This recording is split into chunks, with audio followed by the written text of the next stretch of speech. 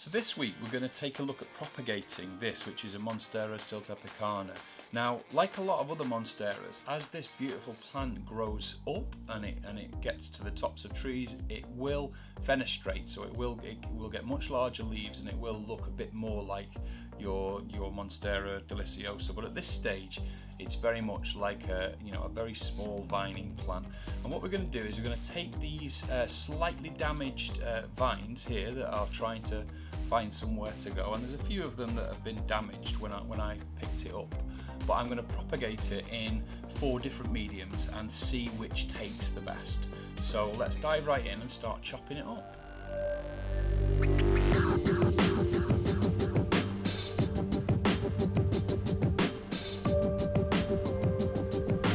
Now, the Siltepecana is from southern Mexico and Central America, and as I've said in the opener, it will fenestrate when it gets larger. But while it's at this stage, you've just got these beautiful little slightly bent leaves. It's very much in leaf shape at this age. It's very much like a Cebu blue, so like an Epipremnum pinnatum Cebu blue, or even an Epipremnum pinnatum has got that. Let me just show you. Well, here's a Cebu blue first, and you can see the leaf shape is very, very similar. So it's got that slight bend in it, and then as it goes up the trees and as it finds its way up into the canopy, then it will grow larger and it will fenestrate. So what we're going to do is we're going to chop all of these ends off here and we're going to stick them into different propagation methods. So the first thing I'm going to do is I'm going to take the plant out of the pot. It's in a couple of different pots there for some reason, I don't know why, so we'll just get rid of those pots. We'll put them over here out of the way. And then we'll start working our way down the vine, and we'll have a look at all of the different nodes each time. So I'll try and show it you as I cut it in different cameras, and you'll see what, as we go down, I'll make a decision on which one I'm going to use, or what kind of cut I'm going to do. So we'll start right here. I've got my trusty snips here. So they're getting a bit old now, so I might invest in some new ones soon. So what I'm looking for, so you think about the leaf, and then it has the petiole coming down to what's called the node. And here's the internode. So this is the space between the nodes.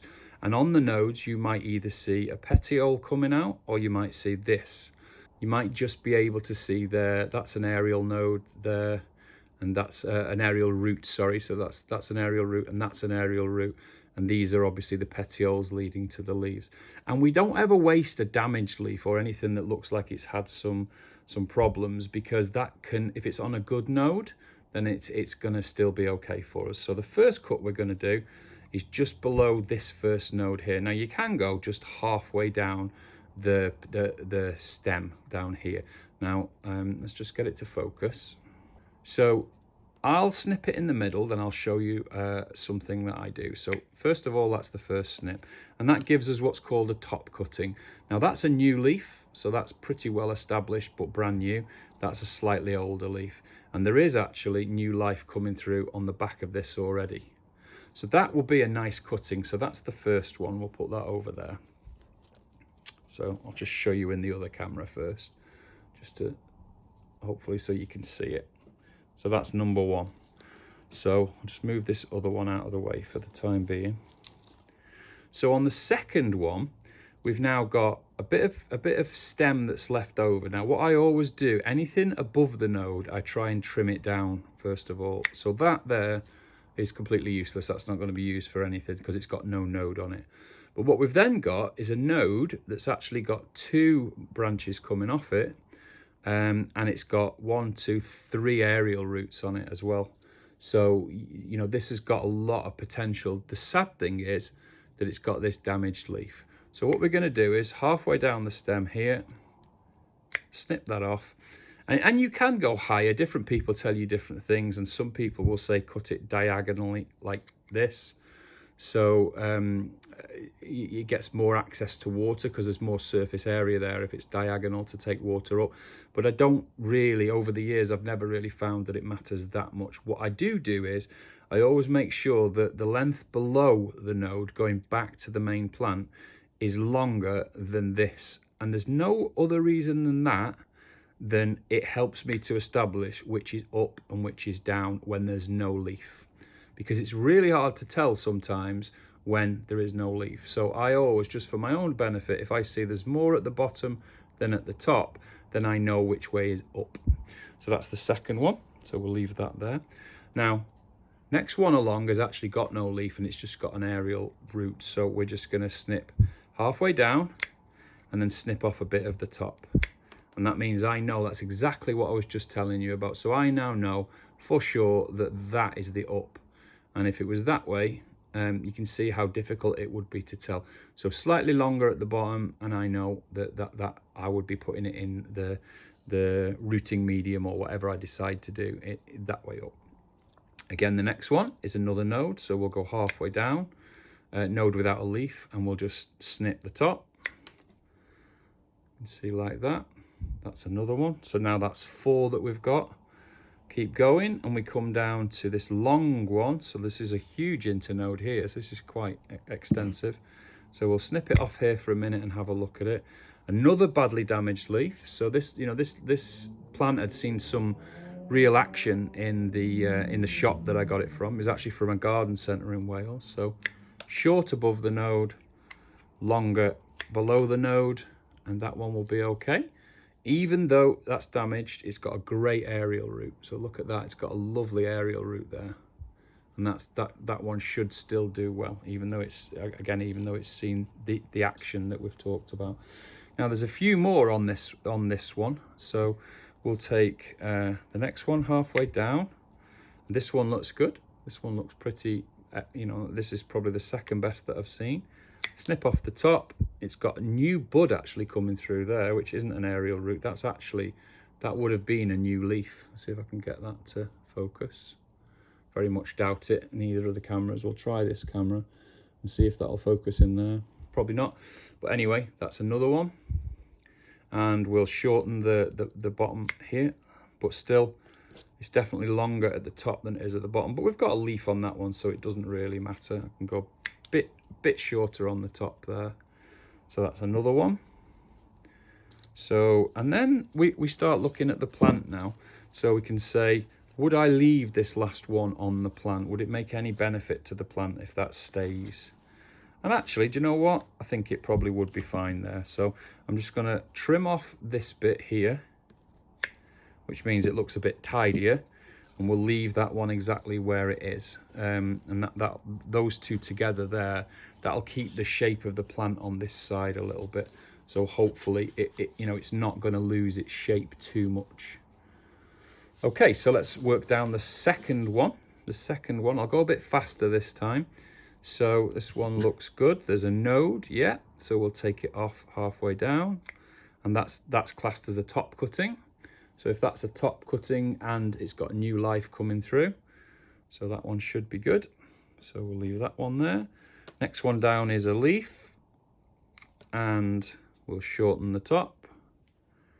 I go off camera there because I want it to snip off and go off. The bit that I snip off, I want it to go off that way, but it doesn't really matter.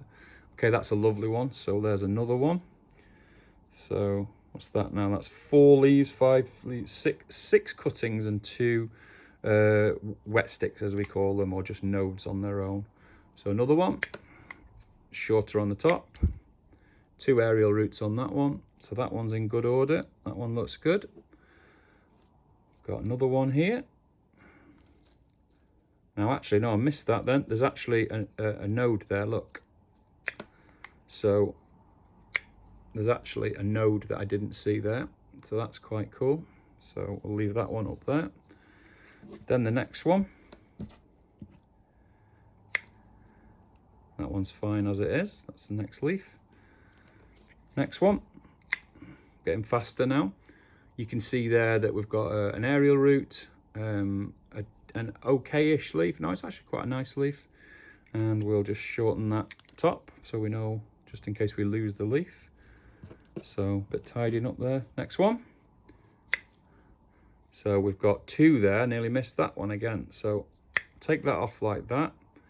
And now this is a bit difficult because this is such a tiny, there's such a tiny space between those 2. So this one is going to be difficult to have it shorter at the top without causing problems. So I'm going to break my own rule there, and I'm going to leave that one like that. And we'll pick that up as it develops and see if it does develop. Then we've got another one that's already done, so it's longer at the bottom, all good. So that's another one done. Getting quite a few now.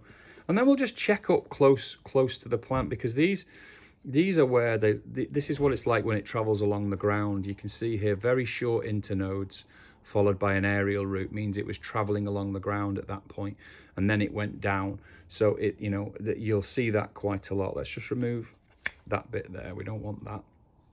So you can see that in the other camera there. You can see where it was definitely, the internodes are short because at that point it wasn't thinking that it was going to be vining. They go longer on the internodes when they're out looking for something to grab onto, and you'll see that a lot. So what I'm going to do is I do want to take some of this off here. So I'm going to look, before I carry on snipping down, I'm going to look where the break might be. You got some dead aerial roots and some dead, I don't know, some dead matter in there. So I think what I'll do is I can take it back to here. You probably won't be able to see this very well, but I'm going to take it back to right here. So let's snip it deep inside here, and that gives me 5 more leaves there. You can see, oh, is it 6? No, 5 more leaves there. And what I'm left with is this, which is a really nice looking shape of the plant. So that's going to be, I may even divide that, but it's not part of these videos.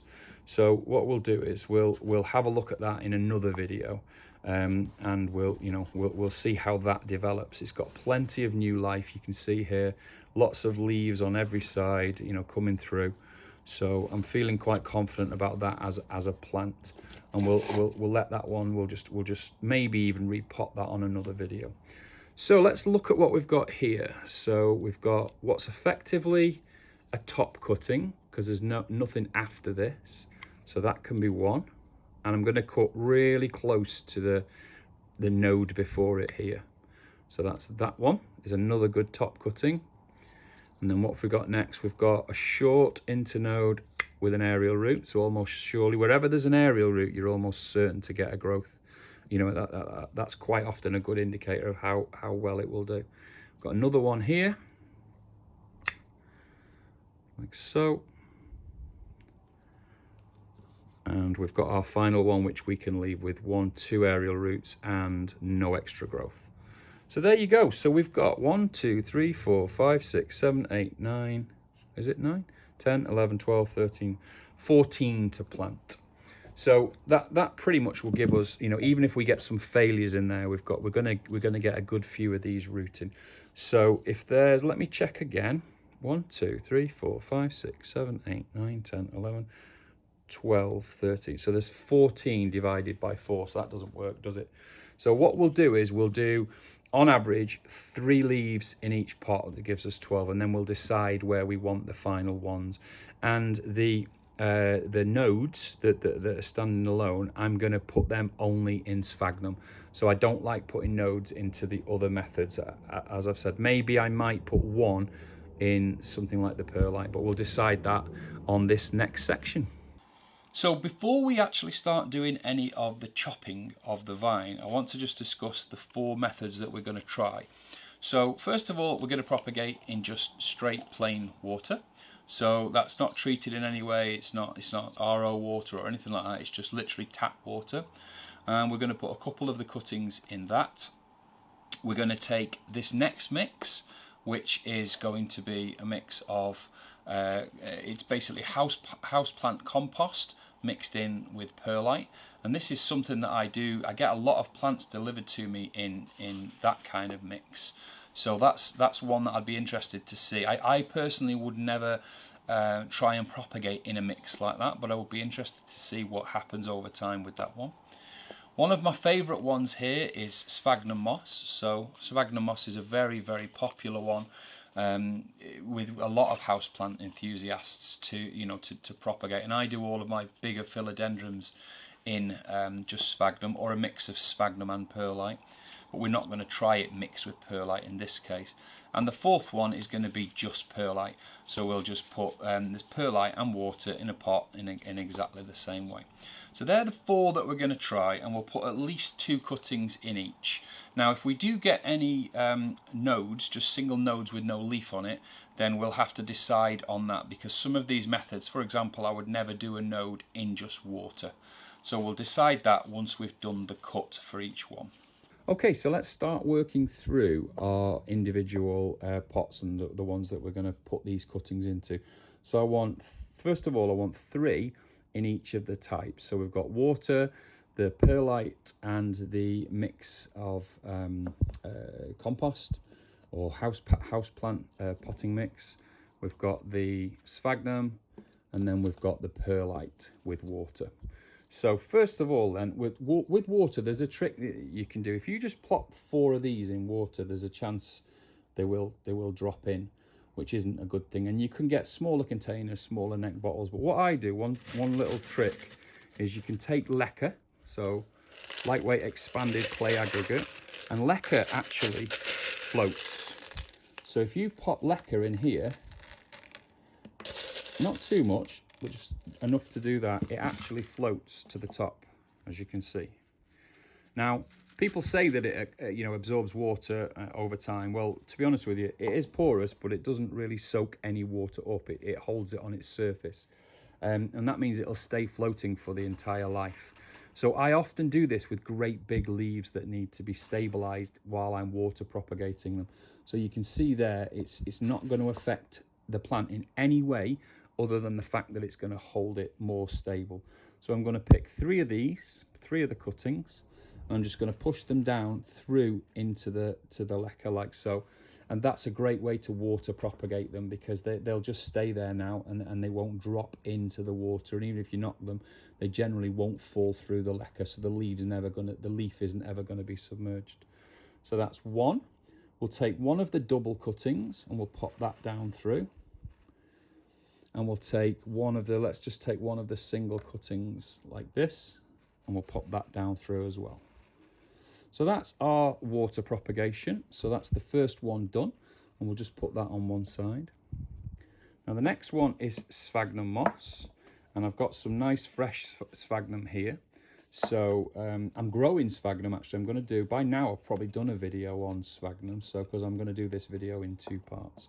So the way that I do sphagnum is I take a lot of it out like this, and then so that I've got a base. And sometimes what I also do, I forgot to mention this, but sometimes if I'm using sphagnum, I use leca again in the bottom, like so. And the reason I do that is a different reason. So there's no water in here now. So what you find with this now is that acts as a draining system. So I haven't got holes in this cup. So if I put leca in the bottom there, and then I put my sphagnum in, or some sphagnum in, if it gets too wet, it can drain through, and it drains through into the leca. So that's a good one as well. So what I tend to do with this now is I tend to take each of the cuttings that I'm going to use, and I absolutely make sure that there's sphagnum all around the root.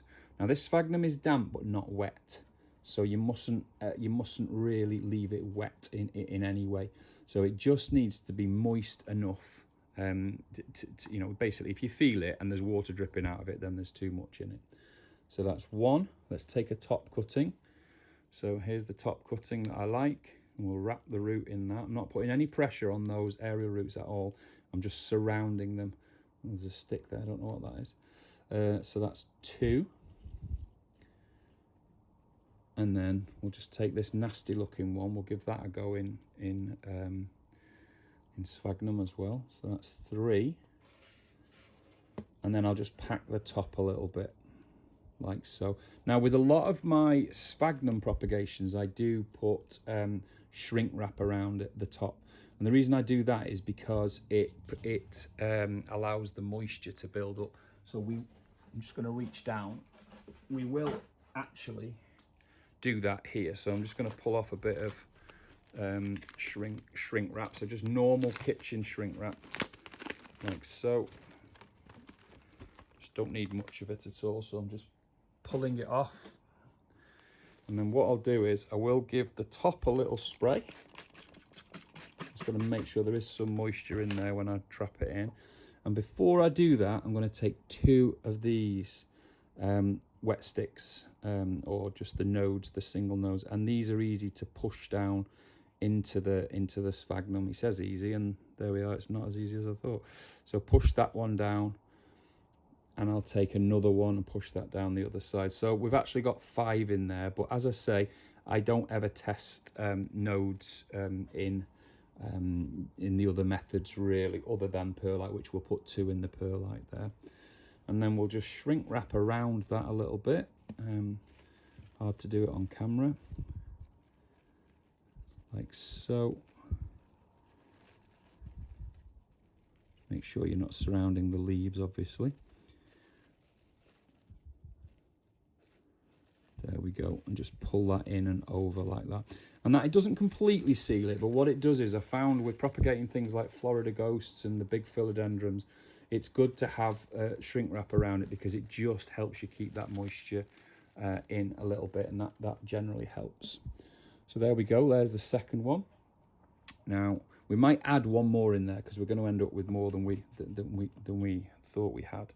So the next one is our perlite, with perlite in water, and you can see perlite also floats, so you can see water at the bottom, like so. So now this is perlite, slightly different. So what you can do is, with perlite, once it's in water, you can actually stab into it. You can see there, and then just make sure that you bury it deep enough that the node is covered. So once that's in like that, node does need to be down inside it. Now, one thing with perlite is perlite will increase the temperature of any. Basically, it heats up inside. So if you put your hand inside a bag of perlite, you'll notice that the temperature is higher than the room around it, and that's a good indicator of why it really works for propagating, because it's heating it's heating those roots to a higher temperature, which can quite often really help. And then I think we're going to do the wet sticks in here as well. So I'm going to put 1 in there, like so, and then we'll put 2 in there as well. So they're all in now. So that's the second one done. Oh, sorry, the third one done. And then the last one is this mix of perlite and house plant compost. Now, I'm going to dampen this up a little bit and mix it up, because it was very, very dry. In fact, there was no moisture in it whatsoever. So that I might have done it too much there, actually, but we'll see how that goes. And me personally, I'm not overly confident about this method. I don't do this at all. So it will be interesting to see what this actually yields, because I've just not seen this done, I don't do this. So we'll pop 1 in deep down. Now it's really lightweight, so at least it's it's not compact. I haven't compacted it down. There's 2. That one's done. That's a nasty leaf there. You can see how damaged that leaf is. And then 3. Get that one covered. And what does that leave us with? So that leaves us with 2. Now what I'm going to do with the 2 that are remaining is I'm going to actually put them into one of my propagation stations, which is like a fish tank or an Exoterra tank that's got a super high temperature. All of these 4 here are going to be maintained at room temperature in this studio here. So we'll put them all in a tray, and we'll leave them for a week and then 4 weeks, and we'll see how they go and how they develop. We'll go through each one and see what it looks like. But these 2, I'll put them in the propagation station in probably in just water, and we'll see how the water propagation, this one, differs from ambient temperature to the 25 degrees, 70 to 80% humidity will do. So I'll take them home and put them in a prop station at home, and I'll show those as well when we get to the final bit. So a little bit later than planned. So we took the first cuttings, and the last part of the video was all on the 4th of November 2021. And here we are in 2022, and it's now just coming into February. So we left it almost 3 months, so 12 weeks. And these are the 4 pots that we put aside. And I've also got this crazy thing, which was that little mother plant that we had on the side. So I repotted this. In fact, I won't move it. I'll just keep it inside the pot to show you. And as you can see, it's gone absolutely crazy. So it's going up the pole now, and you can see this is such a fast-growing plant. It's one of my favourites, if I'm honest with you. It's grown on me this year. But the cuttings that we took off the mother plant didn't do anything to hurt it at all. In fact, it helped it. And the leaves that have come out are lush and full, and I haven't fed it over winter at all. So that's just literally sat in the studio. So a healthy plant, you know, it was from a garden centre, if you remember, but you know, it just shows that it was in quite good condition. So these are the 4 pots that we prepared. So let's quickly work through them. I don't want to take too long over this. I just want to show you. So let's start with the worst, and I've had a little look at some of these. So this was just the perlite mix, perlite and compost. So I'm going to tip this out. There was a couple in here. And as you can see, rooted really well, not damp at all on the roots, 1 leaf and 1 that didn't develop, so it was okay, great for the roots. Little bit damp if anything. I mean, I've just watered them, so you know, maybe that was you know, why it's so damp, but it has actually worked way better than I expected, because if you remember, I said I don't do that. I don't propagate in compost and perlite mix, but that was okay, so we'll leave that there. The second one, again, absolutely fine. It's grown really well, so as much, and it's grown a new leaf ready to go. Now it is quite slow. That's not a lot of growth considering how some of the others have gone and how the mother plant's gone, but it did it okay. So perlite and compost mix, not bad. So let's next do just the water. So this is, sorry, water and leca. So this is basically floating leca, and nothing died. We've got nice, fairly whitish roots on that one. Got secondary growth is coming through, so that's quite good. And we've also got a lot of growth on that double header that we put in there. So that looks great. So I'm really happy with that. Looks like that's probably one of the, you know, that's one of the strongest we've seen so far. And the leaves, and they don't look brilliant, but they're okay. But yep, quite strong with the leca and water.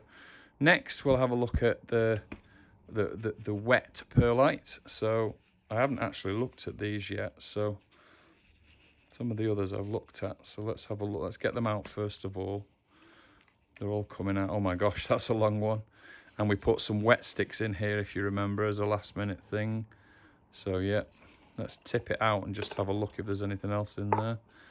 So I'm just checking that there's nothing that I left in there, which there isn't. So if I just jet this down a little bit so we can actually see what we've got, but it looks good, looks really good. So some of them, the wet stick, first of all, actually the wet stick took, tiny little stick. Not brilliant considering 3 months, but at least it did take.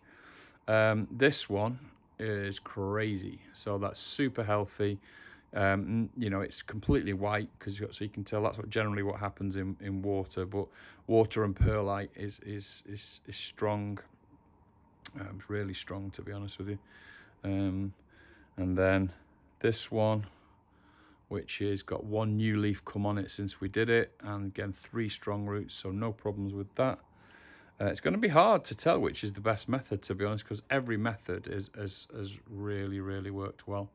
So again, nice bright white roots, so that one looks good. And then on to the final one, which is my favourite method. Let's just tip this out and we'll try and unpick this. So here's some of the little ones. You have to be careful not to pull the roots out. Lots of this white kind of, sorry if the camera's flickering, the white new roots at the end. But yeah, absolutely long, healthy roots all the way around. And that was only on a wet stick, so that's quite good for a start. This one is bonkers. So this is I can't even get it all in the camera. So yeah, I think we're looking at what must be the favourite method here. So that's got a couple of extra leaves on it, and I mean that's a full plant now. That should have been out of here probably 6 weeks ago.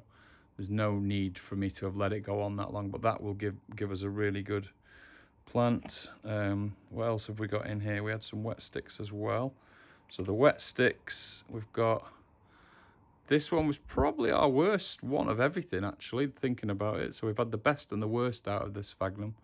That's got one leaf just coming out, and it's given us this, which is one root, so not brilliant.